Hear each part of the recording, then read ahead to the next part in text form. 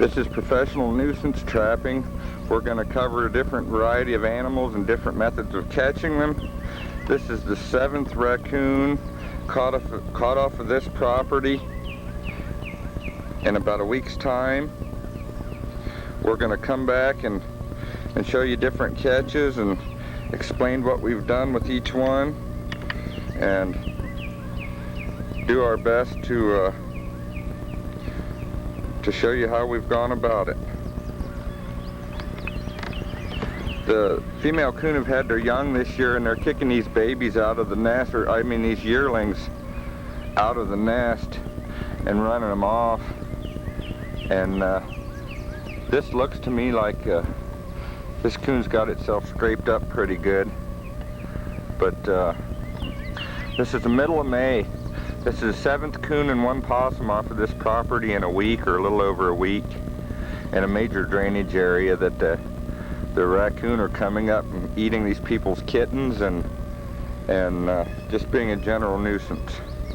So we'll come back and discuss what we've done after we get rid of this coon, and we'll go to town on some complaints that we're doing where we've caught raccoons and show you what we've done there also. This is coon number 8 on this same property. We've got this trap baited with my raccoons galore lure that I make, and a little trail of marshmallows coming into it. These raccoons are having babies, and they're driving off a lot of the older raccoons away from their nest. This is May. We'll show some other stuff when we get done filming these raccoons and what we've done and so on. This young cat got real curious about that raccoon in the trap there. Thought he'd get nosy too. As we say, curiosity killed the cat.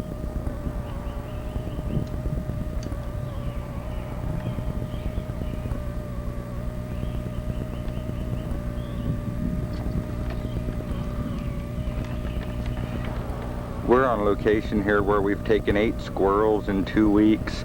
They had done damage to the house and got in the attic. You can see where they've been digging in her flower bed.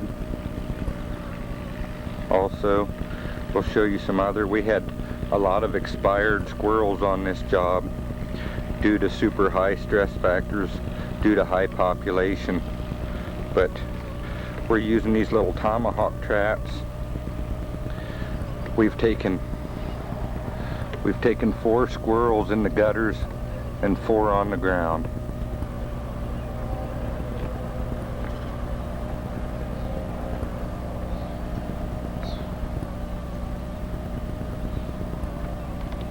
We're going to stop here.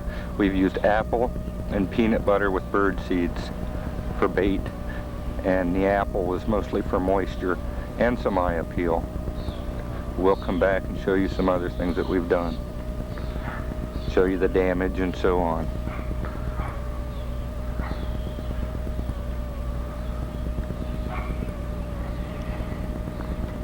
This is the house where we've taken the 8 squirrels. We're going to show you the damage that the squirrels have done here. Let's see, they were in the attic up here. We figure on 5 to 7 squirrels per litter, with 3 young being the average. But you can see what they've done here to this house. And we took several squirrels up here in these gutters, 1 right there, and I think 2 right there on the end gutter, some on the ground also. But you can see the damage that these rodents can inflict upon a home.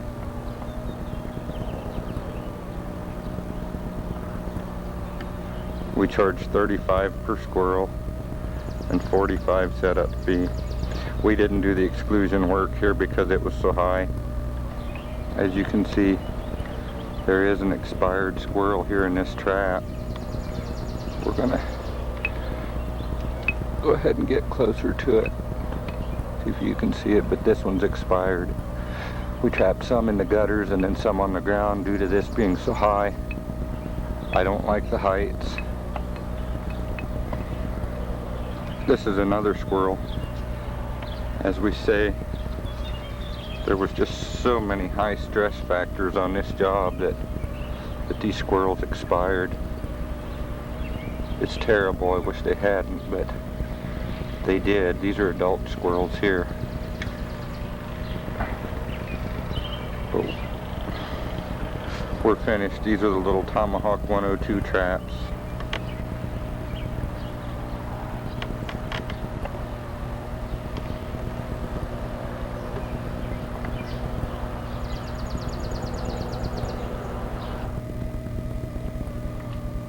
This possum we've caught here on this property, where this is the second possum, 10th coon in about 2.5 weeks. I caught it using SFE as lure, and that's all. It was coming up on the porch eating cat food.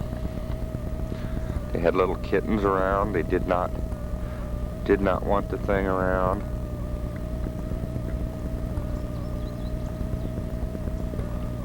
An old grinner. I use cage traps, I use snares, I use conibears, I use calls. But this is exactly how that cage trap was set up. Right here. There was nothing in it but a few drops of SFE.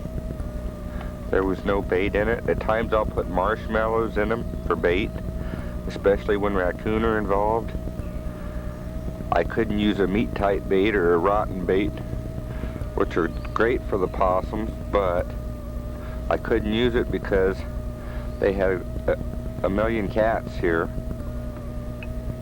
running around, and the SFE just doesn't draw the cats much, period. So we'll talk about some other things and then we'll move on. Coons number 11 and 12 off of the property. We've taken so many on, they just keep migrating in here from this creek.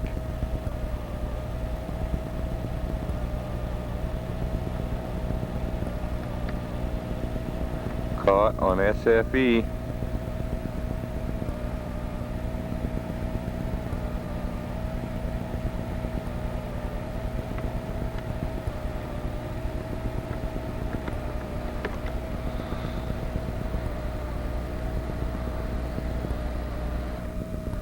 This makes the 5th possum and the 18th raccoon on this property in about a month.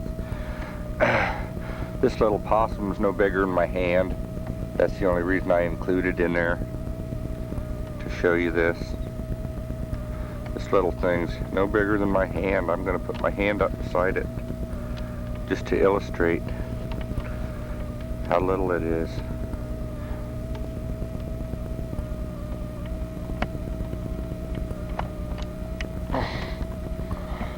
I don't know if I can somehow show you. I don't want to mess this picture up by having two different objects in there at two different distances, but look at this little guy. He's a hissing, but he's about the size of a small kitten. Smallest possum I've ever got in one of these live traps, or cage traps I should say.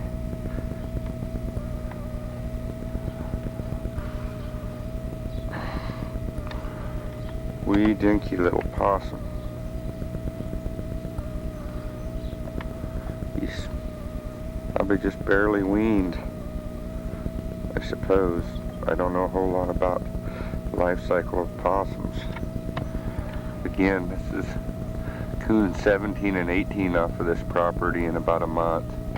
They're migrating in along this creek this year like crazy, recovering from the distemper kill. But again, we'll come back and show what we've done in these traps. We've used SFE and my Raccoons Galore lure. Like I say, this is one of coon 17 and 18. Caught about 30 foot from a mulberry tree.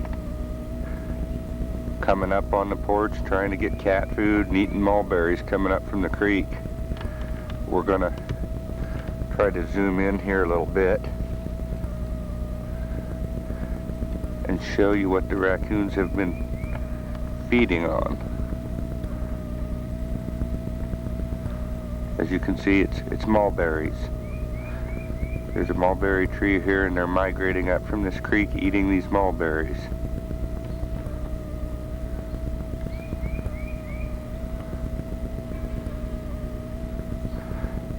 And they had a dog here that helped keep them away, but she was old and she died last week. And we're gonna just kind of glance up and pan out here, but we're right next to their horse pasture, big horse pasture along a major creek and travelway. And about 30 foot from us is a mulberry tree. We thought that they were coming up from that creek down there. We just guesstimated they were. We really saw no sign that they were because we've taken so many coon, you know, but we just keep resetting the traps and going from there and still catching coons.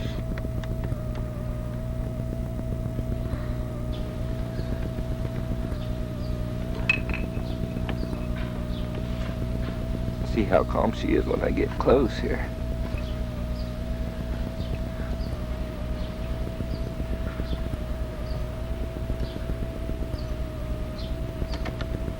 One of these old hog-headed possums. Look at her paws. Mm-hmm. They're great. They just go out like this. Uh-huh. It's all your greenery. Part of it. And they might be eating in your garden. Are you watering your garden? Yeah. They're coming over here and getting worms. There's nothing big enough to.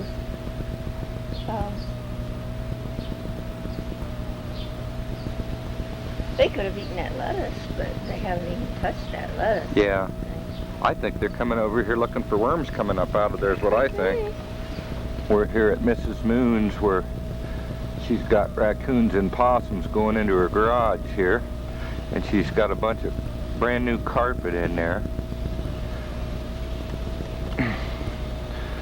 that she doesn't want them tearing up. Oh, they love it here. Yeah, they do. It's a jungle. They like that. It's a jungle out here. Yeah, she's got a jungle here with all her greenery. From all these years of working at Kingwood Center, yeah. She made her place the same, and she's got tons of critters.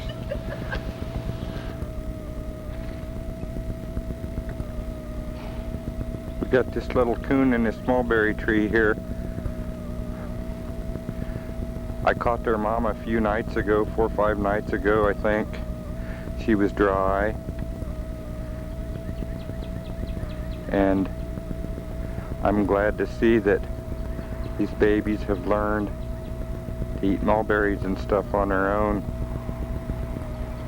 A little while ago, this little baby was climbing around this mulberry tree like crazy, picking those berries off. So, you know, I don't feel quite so bad about getting rid of its mother. But this is the first night I've seen it out here since I took the female out of here. I'm going to try and close up. It's hiding. It's not very big, but, you know, at least he's eating, able to eat on his own. Hey, you little stinker. Little cooner. I'm going to back off here and see if we can get some footage of this little stinker climbing around this tree eating berries. He likes these mulberries like crazy. There he is. He's just staying facing away from me here. But he was climbing around this mulberry tree just picking the right berries like crazy and munching on them. And these baby coon here are a couple of months old. I'd have to look at my records to see just exactly how old they are, but they're just freshly weaned, and if they've got some food around locally, evidently they can do pretty well, at least, you know, during the warm months of the year when there's abundance of food. I'm going to back up here so we can get a wider view of the mulberry tree here.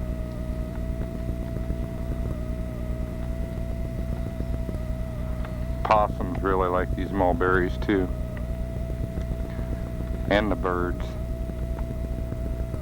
We've got several here on this property.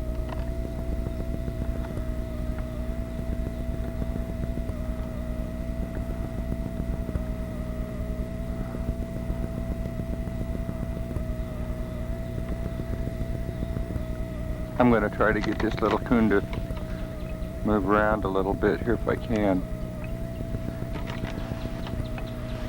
Hey there.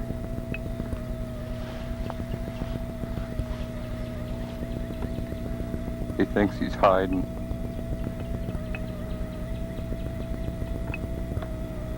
Back off here.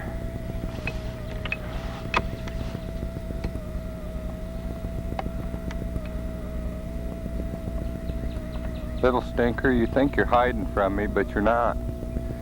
He's a pretty black little stinker. I've caught a lot of black coon again this year. We're just recovering from a distemper kill here. Or big distemper die-off, I should say. Kill's not the right word, but die-off is.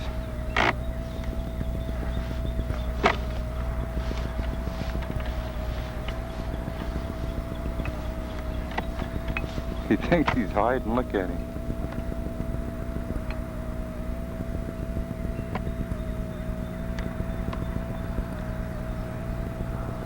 Peeking out there.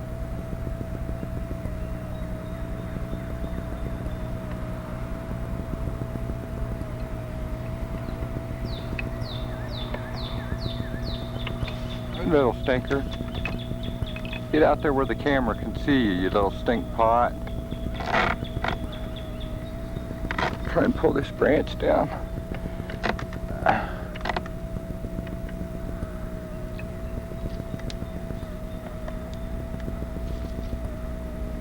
Looking right in his face there. He just weighs a couple of pounds. I'm about 3 foot from him. Little stinker.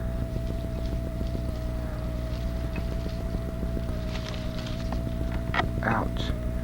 I'm getting bit in the head by something here too. But I'm going to back off, see if this coon does. We're here at Ridgedale Local High School and Junior High School, where we've been hired to catch groundhogs. They've got a groundhog problem back in here. I'm going to use snares on these groundhogs, and we'll get started here. I don't want to take long.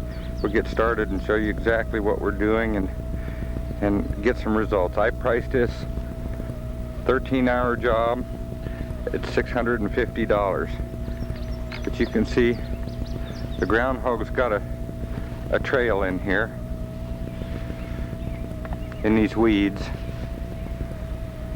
And I saw a big hog out here just a little bit ago, so we're going to get to work immediately setting these, and we'll show you exactly what we've done here.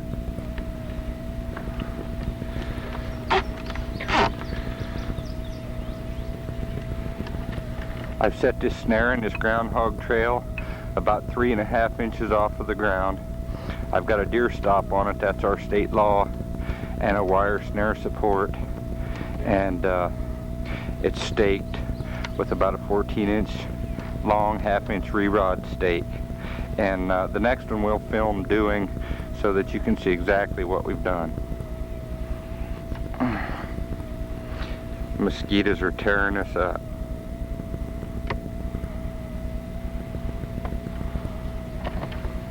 Groundhog trail going right in here under this little overhanging bush. We're going to set our snare right in it. I'm going to scoot the camera over and we'll come back as soon as I'm finished to show you what I've done here. But I take my stake. Right here's the groundhog's trail going up through there, right up through here. I don't want to change it much, but I take my stake, I put a hole in the ground for my support.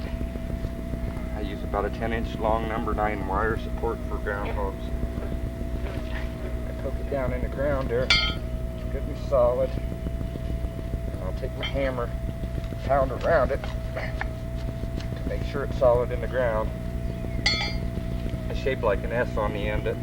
I've used them in all my other videos. I'll use somewhere around a 6.5-inch loop.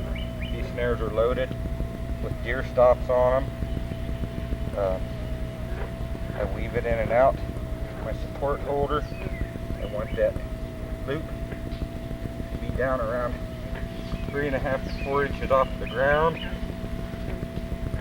I'm not moving any of the brush, leaving it right there so that it's fenced naturally.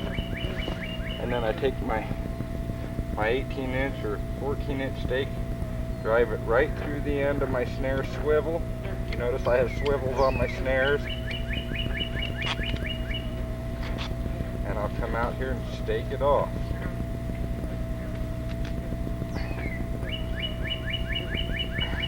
I'm keeping these out of the way of the tractor.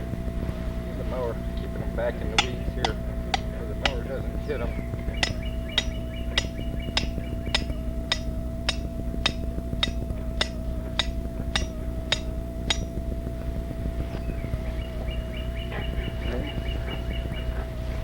I keep seeing these big old groundhogs.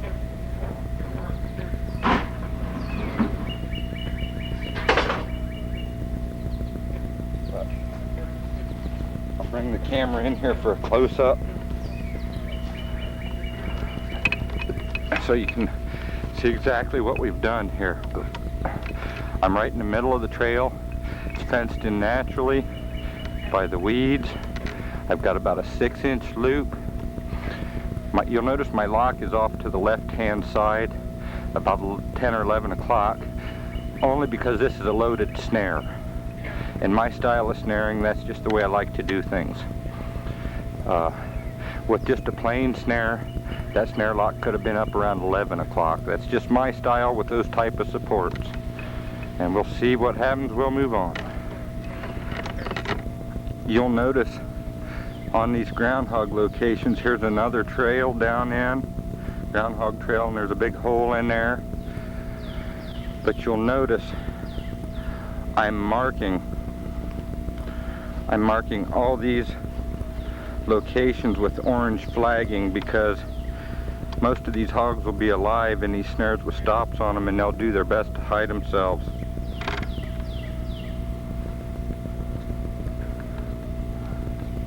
So the weeds will be knocked down, and I've got these written down on paper where they're at. But this orange flagging will help us to find our spots. We've got some more real good trails in the weeds here. We're going to set up. It's evening. It's been like 95 degrees and humid, so I got to hurry and move on. Back on location here, I'm going to put 2 snares in these 2 trails. I don't know how quick I am anymore, but let's find out from scratch with the mosquitoes how quick I can get these done.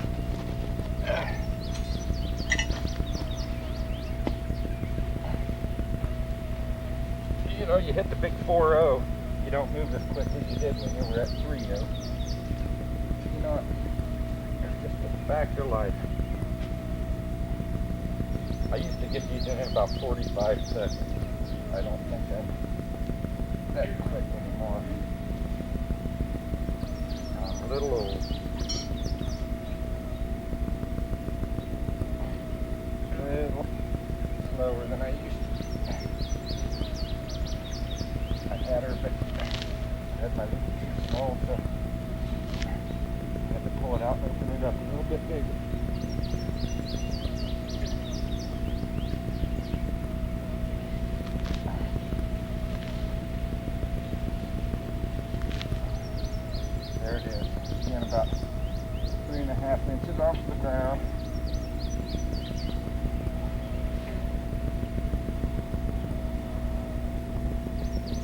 brush out of the way too, so it's not stopping that snare from firing. Again, I'm going over into the weeds to try to prevent the mower from running over it.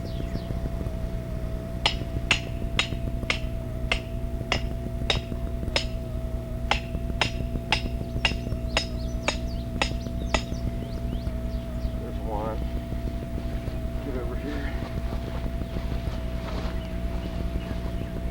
Set this in the opposite way. Now this will be slow for me because I got a particular way I like to set these things, but I'm trying to keep these hogs from reaching each other if we happen to double.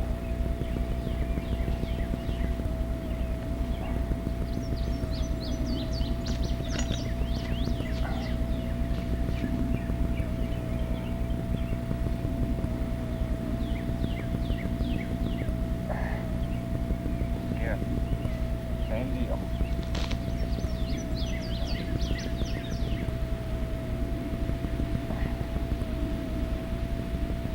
Same height off the ground.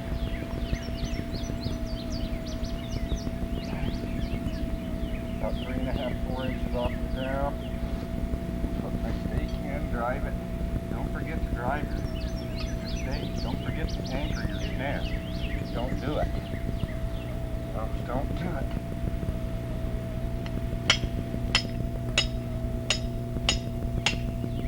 That one's stupid. We're nailing me. Nailing me. We'll come back and show you what we got again here. The only time I change it, my height off of the ground, is when I'm snaring dens. And when I snare dens, see, I'm trail snaring them. So I'm keeping close to a coon height and coon loop. But when I'm den snaring these things, and I don't know if we'll find any dens, I keep them about 1 finger off of the ground. That seems to work best for me. I don't bury them or anything like that. I've read that in books, burying the bottom in the dirt and everything else, but I personally haven't found that to be very successful. But we're down along a big major slough in here, and let me shut this off. We'll do some more here. Here's another one we're going to set up just the same as we did the other ones. This should be the 5th snare. My equipment laying on the ground right next to the trail. It's hard to see because the light's bad, but I got that trail marked. These snares are about 30 inches long. That's about all the longer I make my snares for ground hogs. I don't like to waste cable. I'll get down here and show you. Now they're about 36 inches long, I think, truthfully. But anyhow, let me get this in, and we'll see what we're doing here.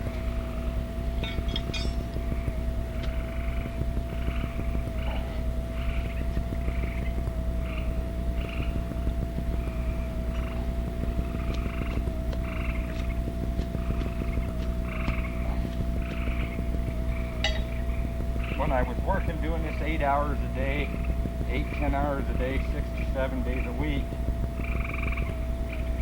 my efficiency was a whole lot better. I don't have a big enough hook on this. I've got to change this here. It's going to take some extra time. I should point out that I keep hooks on them, big hooks on the end of them, so that my support's not turning in the ground. If you don't have a hook on the end of that cable, it's gonna swivel around. I mean a hook on the end of that support. It's gonna swivel around on you. So we may come back and I may show you some things regarding that, but I just wanted to remember that there's that point in there for you.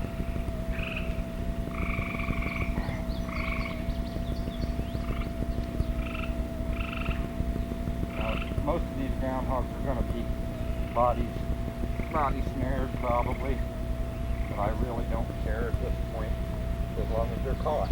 You know, we're doing this for animal damage control. We're not doing it for fur or anything else. So we just want the animals caught.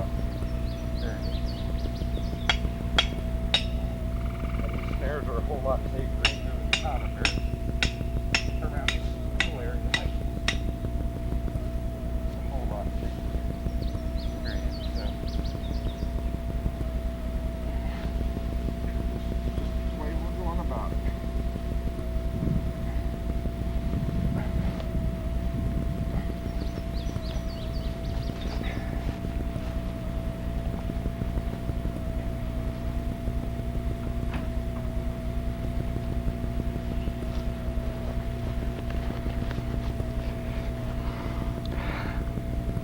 I'm not picky about this stuff that I do. I just try to get it done and get out as quick as I can. The main thing is you want your support solid. And with that number 9 wire and that type of system, your snare is in there good and solid. And when I'm telephotoing this, we may get a line or two in the pictures. There's nothing much I can do about it. But we'll talk more about this later on. I'll show you supports up close and the snares up close and so on.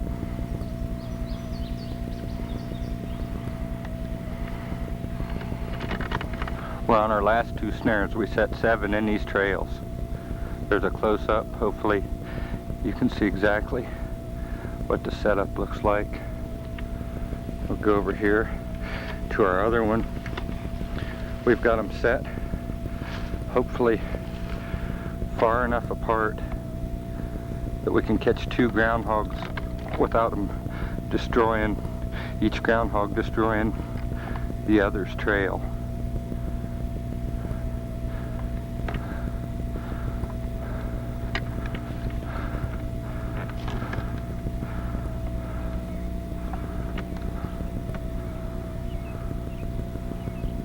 There's the football field. They don't want these groundhogs getting on the football field. We've got one of these hogs out down in the vicinity of our snares now. We're going to see if we can get him to stand up.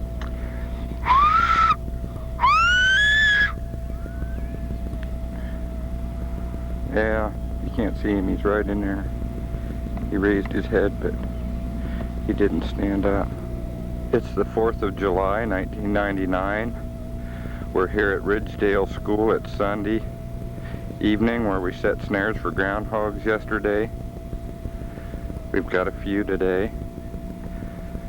I'm going slow. I don't want to mess the picture up or make you dizzy.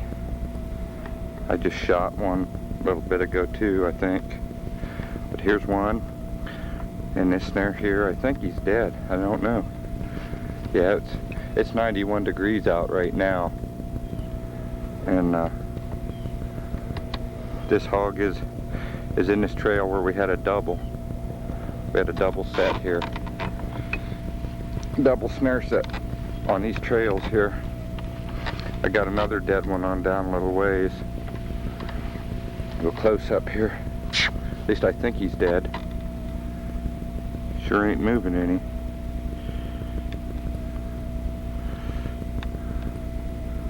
Is he neck snared? That boy's neck snared slick as a whistle there. And see, we've still got one snare set. They were coming into this den hole right there. The mosquitoes are tearing me up. I'm gonna have to hurry. But anyhow, you can see how these snares were set up and they're working.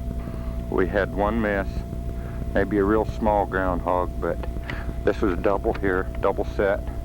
Only took one hog. We'll move on. Ouch! I get a close up here of the den hole for you. Try to. It's right down in there. Gotta move on. You can see how he knocked down some of the brush. That was the whole idea in setting out away from the hole quite a ways, so I can still come up with other areas to snare right in here. You can, if you look real close in there, hope this doesn't mess the picture up doing this, but you can see where he dug like crazy trying to dig a hole to get in. Gotta move on. Got a live one down here. We've got a dead coon here that we got in this one, off of this one groundhog hole. I think he was just using a trail coming up from this marsh. I shot at a groundhog that jumped in this hole just a minute ago, so the coon was just a non-target. Nice dark colored coon got into a groundhog snare. Anyhow, I gotta reset these, but we'll go over here to this live hog, get rid of him, and get moving here. We got this hog in the brush here. He's hidden himself in this grass. I'm getting ate to pieces. I hate filming this, but he was sitting up a minute ago, but he's hiding. Hey, trying to hide himself. Come on, hog, get out of there. Go on.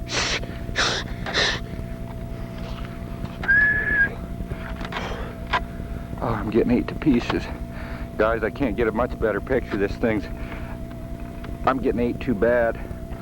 But anyhow, you can see, get out of there, hog. I'm trying to.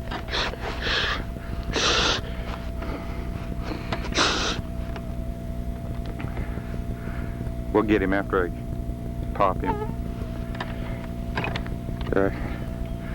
I got him to at least look up at us here. See his head there? Hiding himself. We gotta move on here, guys. Hey, hog. See him blinking his eye?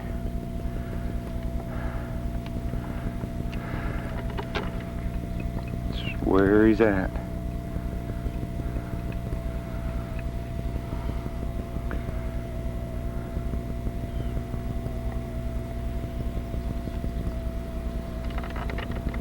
I'm videoing this for the school here, so it's not going to be clear, but I'm trying to give them proof of where this groundhog was caught.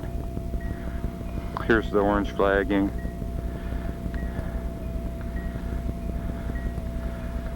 It's dark and it's not coming out well, but this is for the school's identification, because I'm not running around hauling groundhogs to them.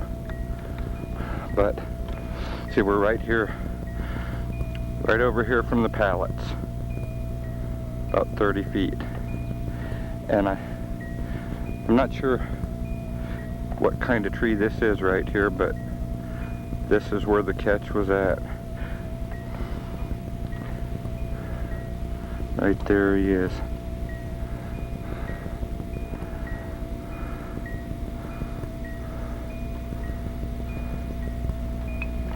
I put another snare back in there in the trail where this other one was caught.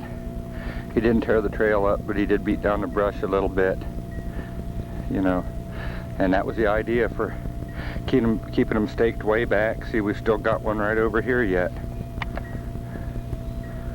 Long snares, but keep them staked away so you can double, and they're not ruining your other snare sets. I figure at this time of year there's just one per hole that the litters are split up, but I reset anyhow. I may be wrong. We'll see. This is Monday, July 5th. I came over to check these groundhog snares. We had a coon and one more. And there were 3 groundhogs out when I came. But due to this meeting going on over here, I was afraid to shoot at them. I don't know if there's a board meeting or a ball game or what, but this trip was about for nothing. But they're going to have to pay for it and for my time. I got to get the cars on camera here.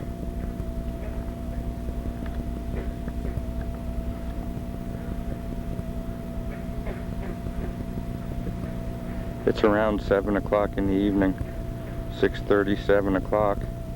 I wanted to come over. I could have shot 2 groundhogs that were close.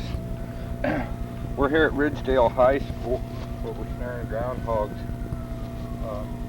I'm going to use a speed support here, show you what it is. It's just a quick wire nailed onto a rig. The support wire is already in place and the base is stable, and it just makes things quicker when you don't set your snares down and lose them, that is, which I just did. Maybe I may have to stop the camera from rolling to save you guys a minute or two, but anyhow, I think I'm gonna have to stop it right now.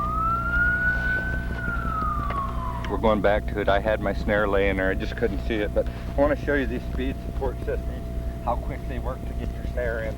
I'll be in the way for a minute, but that doesn't matter, just so you can see the idea of this. We've got a groundhog trail right here. I'm going a 6-inch loop, 2 to 3 inches off of the ground. That's going to vary depending on, I think it's big groundhog or little groundhog. You never know at this time of year, the babies are out. This is July. I'm going to put my support back in the weeds here just so it's not being interfered with my snare.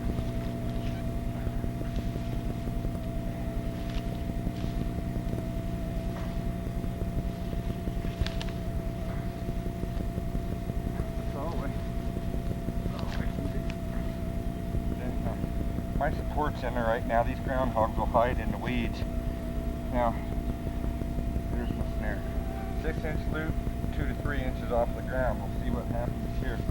I've been using 3.5 to 4 inches, and on the big groundhogs, it works good. But when you got the little ones involved, you get a lot of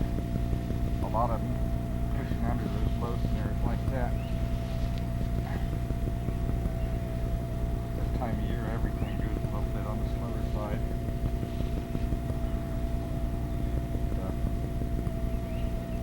My snare's in the holder right now. Legs are all weeds. I don't want to move too many of the weeds because I'm using them as fencing. The groundhog is already using this trail, and I don't want to change this approach. Like I say, I got about a 6-inch loop here. And this in particular is just going 2 to 3 inches off the ground. I just thought I'd show you quick, and now here naturally everything's taking longer than normal.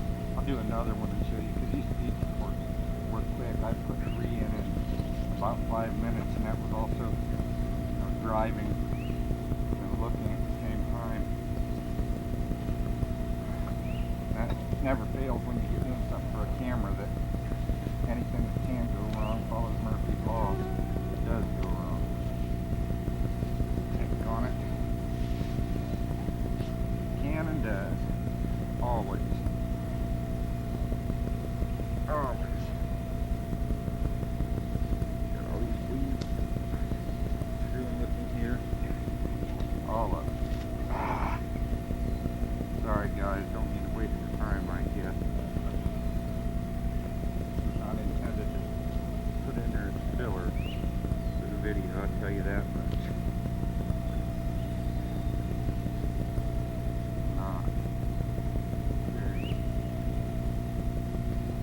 Not intended that way at all.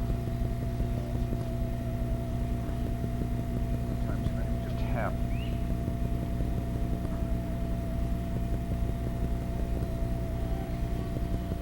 But anyhow, alright now, at the end of the deal, I'm keeping everything big back into the weeds so that their tractors aren't running over it here.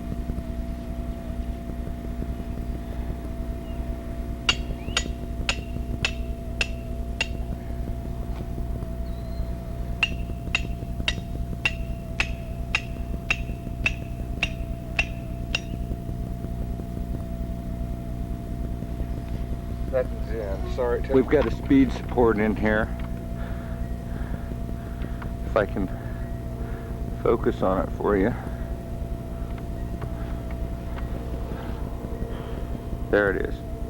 But we're using that to set in this trail. You can't see it well.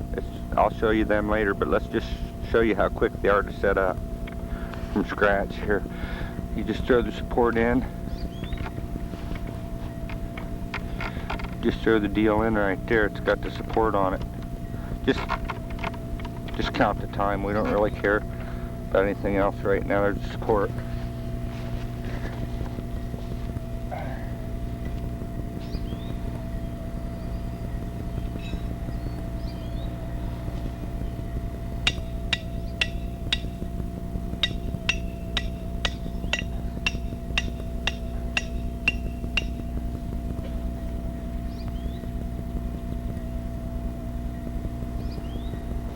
Done. That's how quick those things work. Might want to move my weeds up around it just a little bit, but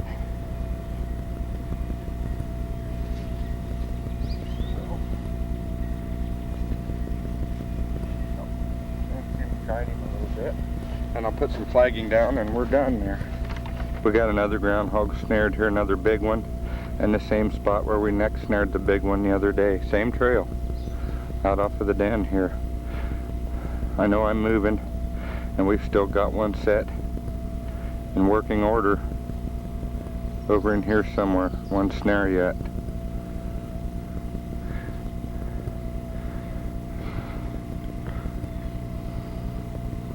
Because we had a double in here. There it is. I know I'm moving kind of fast, but there it is. Always keep one working. I bet this guy's neck snared too, as big as he is.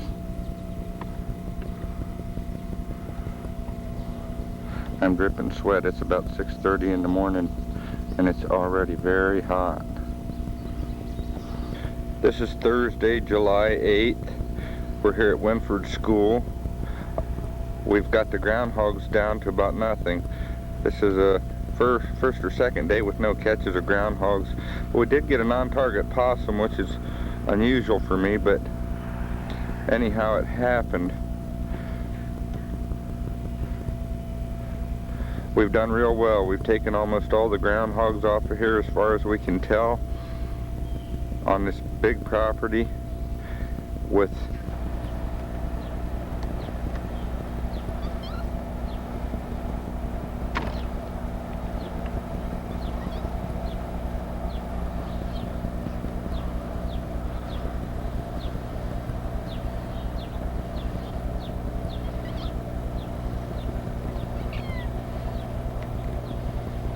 here's a triple on coon. This makes the 26th coon off this property in about 2 months now, and 7 possum.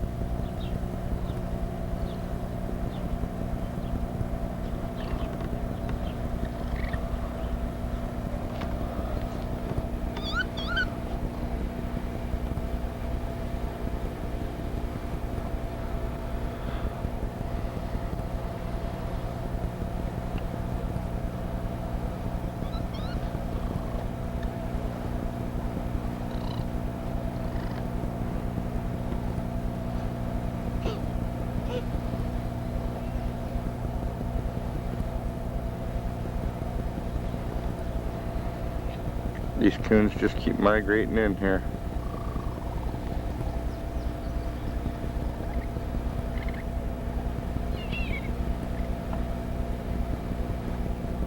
What's the matter? What's the matter, baby?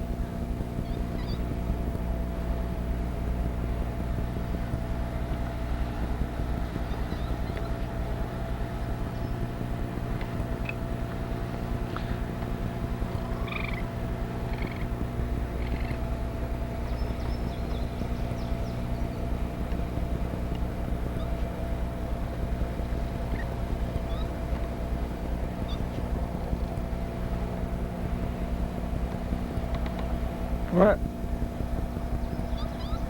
What? It's all right.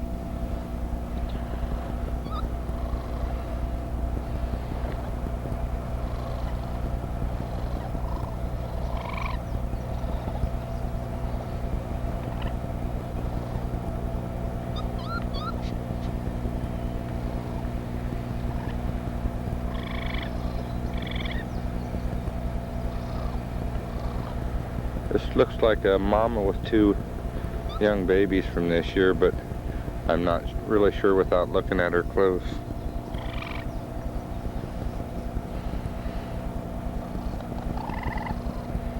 All right.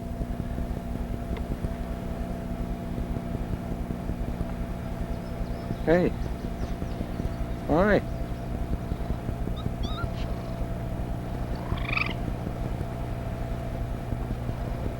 The way they're churning to each other, I'm sure they're family.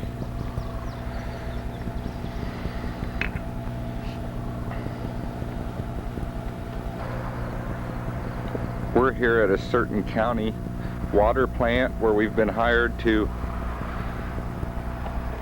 remove groundhogs. As you can see, there's a great big old groundhog there that I snared, and I've got one in a cage trap.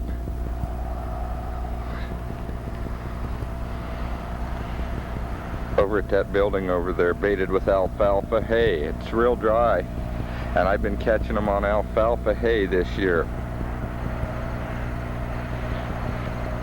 I've taken 5 since yesterday at $35 a head, plus a service charge of $135 for the county. They've got beaver work for me, they've got muskrat work for me, and they're just real tickled with what I'm doing because they hadn't been able to get rid of them. So we'll move on here. Here's another groundhog we just took in this cage trap. Right here in these bushes under the water department maintenance building. We'll come over here and show you how we've got these set up. I'll throw a few marshmallows in there too, just for the raccoons, but I've got 2 in here. 2 cage traps in here right next to the hole. And as you can see, the only thing in it is alfalfa or mixed horse hay. It's real dry, droughty this year, and I'm actually surprised that I'm catching them in these cage traps, but I am. There's another one right here. Again, it's baited up the same way, nothing but mixed horse hay in there. And we'll get moving on down the road.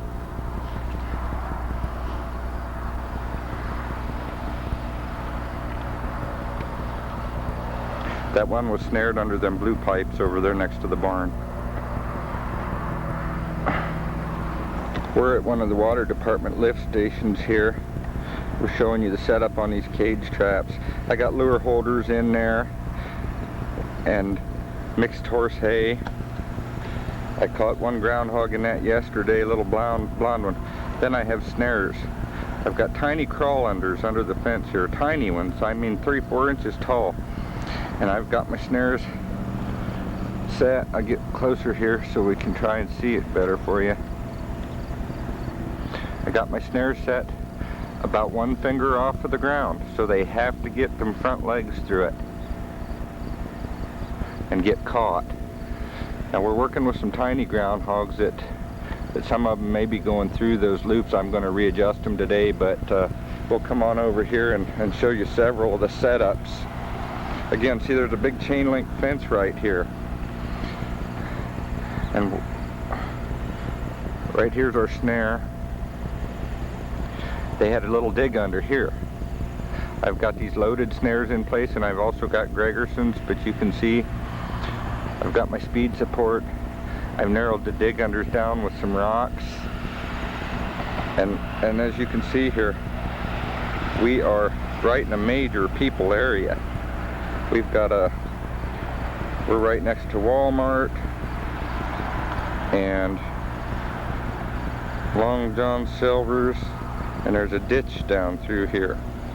We're not taking any raccoons, we've only taken groundhogs, and this is for the county. I'm going to come over here and show you. Here's a groundhog hole right here. And I've got a 160 conibear in the hole that hasn't connected at all, but I've been catching them at these dig unders and so on. As I say, there's 7 snares set around this perimeter fence here. And as you can see, there is a whole lot of traffic out in here.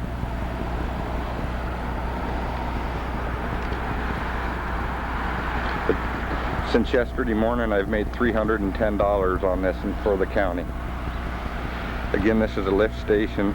They don't want those groundhogs in here. It could disrupt these pipes, main water pipes. We're here at the back of my truck. We're going to talk a little bit about some of the equipment that I use and so on. These are Tomahawk 102 squirrel traps. These are what I use on all species of squirrels, ground squirrels, tree squirrels. They work for flying squirrels. They're very sensitive traps. They'll catch critters that weigh 2 ounces if you adjust them right, and they'll weigh critters that weigh several pounds apiece. They'll catch critters that weigh several pounds apiece. And the way I set these things up, I like to set them in the gutters about 3 foot from the holes that the squirrels are entering and exiting.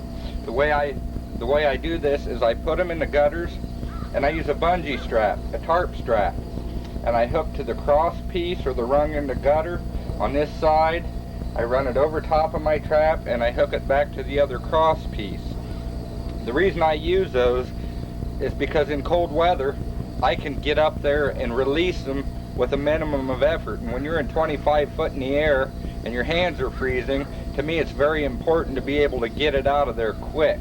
I've tried using the twister ties and things of that sort like you use on garbage cans, and I found for me it just didn't work too well. So the way I do this, I use my squirrel bait here that I manufacture, and I take and I put it usually on a corn cob or a piece of an apple on the back side of the pan. Make them cross that pan as in any other trapping. I like to use a piece of an apple in there in hot weather because it's moisture for the squirrels to help keep them from expiring.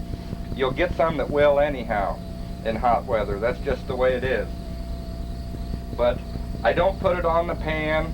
It makes them too sensitive. I put it behind the pan on my slice of apple or corn cob or whatever. But these little Tomahawk 102s are excellent traps for squirrels. I'm going to show you different types of snares and supports that I use in case you haven't seen my other videos, and the types of live traps that I use on raccoons and skunks and possums, etc. But these little Tomahawk 102s are my choice for traps for squirrels. Alright, these are my speed supports, which you've seen in a lot of other videos of mine, if you've seen my videos, and they're just number 9 wire, stapled to wooden 2x6s or 2x4s, whatever I have, they're fastened with fence staples. And I can put these snares in 25 seconds with this setup here. I take and set this alongside the trail or wherever it is that the animal's going to go or come from. And then I hook my snare through the S-hook on it. They're shaped like a W at the top. They're referred to as the Flying W support system. And I put this in alongside of the trail and drive my stake. And like I say, from start to finish takes me about 25 seconds. I use a lot of loaded snares, which you'll see in my videos. I use loaded snares on groundhogs, foxes, raccoons. They simply spring shut when the animal triggers them. They don't have to be pulled shut. I also use Gregersons in certain situations because in Ohio, it's one of the few legal locks that'll tear away for deer and livestock. And I use them a lot of times on things like groundhogs and foxes and coyotes when I want the animal dead, when it's going to be inside of human beings. I also use 160 conifers at times for groundhogs. Most of the time I snare them because I'm in areas where house cats and dogs can get into them, and the snare is a far safer choice in my opinion. I also use just plain little number 9 wire supports at times also. I just stick these in the ground alongside of my trail and hook my snare in them. As you can see, they're shaped like a W, and you just weave your snare cable in and out of them to hold them in place. The live traps I use are heavy duty live traps. I use naturally a release stick. I carry a release stick. I'm gonna come here and show you the type of live traps that I use. And I can't talk a whole lot about them. I haven't asked the manufacturer's permission, you know, whether I can name him or not, so I'm not doing it. But I use very heavy duty live traps. The animals don't tear them up. The triggering mechanism is all heavy rod.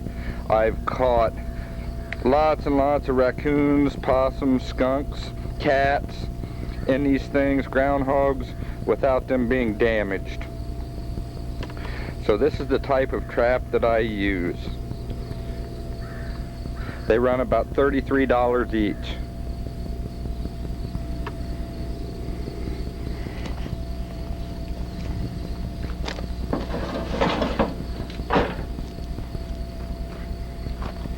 I guess I should also point out, on skunks, groundhogs, cats, I line the bottom of these traps with straw or settle it in the dirt, or I use something to keep the animal's feet from coming in contact with the wire.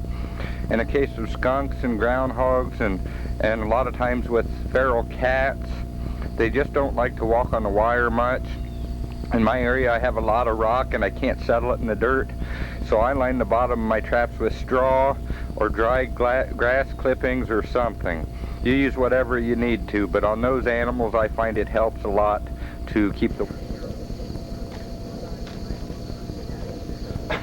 We're going to talk a little bit more here on some things that I feel are paramount to the animal damage control industry.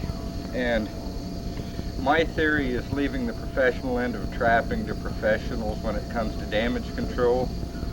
You nuisance and damage control trappers, if you're going to trap for a living, trap for a living. Don't do anything else. You know, don't work in a shop and bid these jobs cheap. Number one, you can't do them well. You need to get them done immediately and get them done quick. They need all your focus and all your time if you're going to succeed in this. Don't undercut the other nuisance trappers around you. That doesn't do anything for the industry. It does more harm to the industry. You know, we as professional trappers or wildlife control specialists have gotten to the point now where we're finally making some real good money. And we're finally being appreciated as trappers, as professionals. And when you guys go out there and undercut the other trapper, or you don't have the skills or the education to do the job and do it right, you hurt trappers. So I realize these magazines have had a big push the last 10 to 15 years to be a nuisance trapper. Boy, it makes you a professional trapper. And guys think that, and it's simply not true. If you're trapping for a living, you're a professional trapper or a wildlife damage control specialist. But guys, don't make it hard on the guys that are trying to make a living. It's hard enough to make a living doing this with the stress involved and the variables and so on. You know, I don't believe in trappers working a job or drawing disability and nuisance trapping for pocket money or extra money. That's not trapping for a living. You just make it hard on the other guys, and you're not devoted enough to give the customers exactly what they want. A job that should take days to get done, if you're not efficient at it, it'll take you a week or two. You know, that's not right. Do the job, but be realistic about your abilities. Take lessons. You know, get real good at it before you attempt to go doing it for a living. Don't get out there and give trappers bad names. Be ethical in what you do. Dress nice, drive a nice vehicle, act professional. As I say, I believe in, if you're going to trap for a living, trap for a living. You know, trap full time. Don't make it hard on the guy that's trying to make a living trapping. Get very good at it. Be quick, be efficient, be safe and ethical in the work that you do. Above all, be safe. You're in the public eye. Don't be practicing getting good on customers' money. Take courses, be professional, and be realistic about your skills as a trapper. If you can't catch every animal that you go after, and you can't catch him relatively quick, then do something else, guys. But please, you know, this has been my whole life spent in this field, and many other good trappers that have paid their dues. And you know, help us out here. Don't fall for the magazines, big things about everybody should be a damage control trapper, a nuisance control trapper. Most guys get in this field, they last 1 or 2 seasons, and that's it. But you know, there's good money to be made in this field for a guy that's dedicated and devoted himself to it. I guess the other thing maybe I should talk on real quick, and we may try to set a coyote snare or 2 out here and get this on film, but we've already got our time in on the film, so we'll just have to kind of wait and see. But the other thing I do want to mention is the groundhog snares on trails, I have set at 3.5 inches. That works the best for me. I tried 2 inches, but 3.5 works the best for me. If I'm snaring groundhogs or badgers in a hole, I like a big loop about 6-7 inches if the hole's a big one, and I like to keep my snare loop about 1 finger off of the ground. That's the way I measure them in a groundhog den or hole. We hope that you've enjoyed this. We hope that you learned some things from it. And please, guys, as trappers, be dedicated to trappers. Don't be cutting each other's throat, because trappers are all we've got. You know, everybody's against us in this day and age. And be professional and do the other guy the courtesy of not undercutting him or not going and trying to do this stuff for free. You know, we're trying to make a living. So anyhow, I hope you learned something from the tape. If you got any questions, give me a call. Thanks. It's October 3rd, 1999 at Kenton Surgical Clinic, Dr. Morrison's. We've got 1 groundhog here in a 160. This makes the 11th groundhog so far in 3 days, and I got all my traps to check yet. Here's a 160 conibear, setting a groundhog hole, taking several out of it. Dr. Morrison. October 3rd, Dr. Morris's Kenton Surgical Clinic.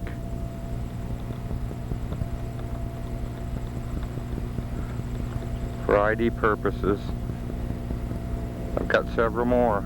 There's the office. I've got one right over there, laying down there, trying to hide himself.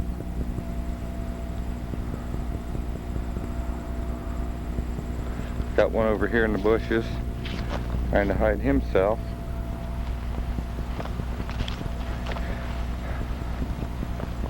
It's like 15 in 3 days, something like that.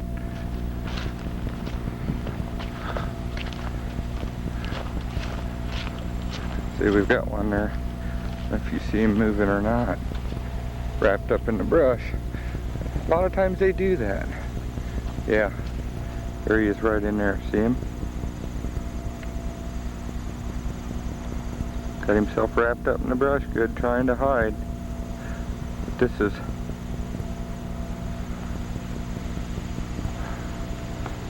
four or 5 today. I haven't really counted up yet.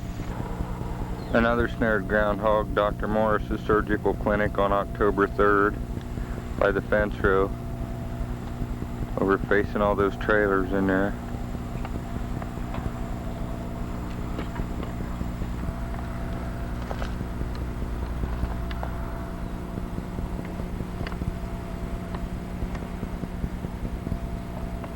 This is October 3rd, Dr. Morris's. There's another one in a snare on the north fence row.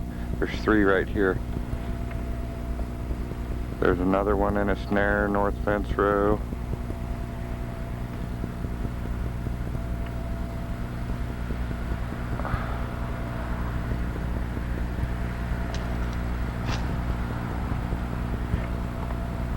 There's another one in a snare back here towards the rest home in the field, playing around.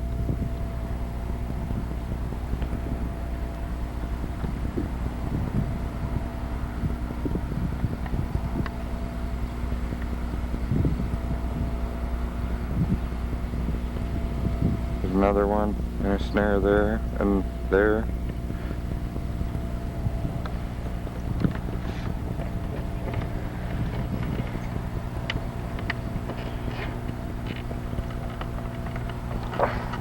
This is Sunday, October 3rd at Bonnie Phillips.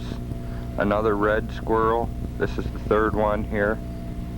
They were chewing on the underneath of her house. And a little tomahawk 102 and stake down to keep the coon from taking them. Sunday, October 3rd, Bonnie. We're at the surgical clinic, October 4th, so we've got 5 or 6 more. One. I've taken like 20 groundhogs off this place in 4 days. There's 2. There's 3. I got, let's see, 1, 2, 3 that I've already killed, and I've still got a trap I haven't checked yet.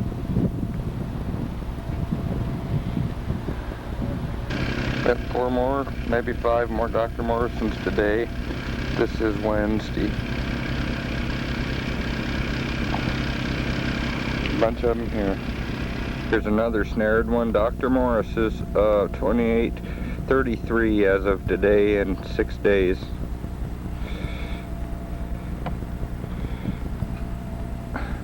See the long cable hooked out to the snare, and I had orange flagging. I didn't film them all here. I got a little tired of it, frankly, but young groundhog here.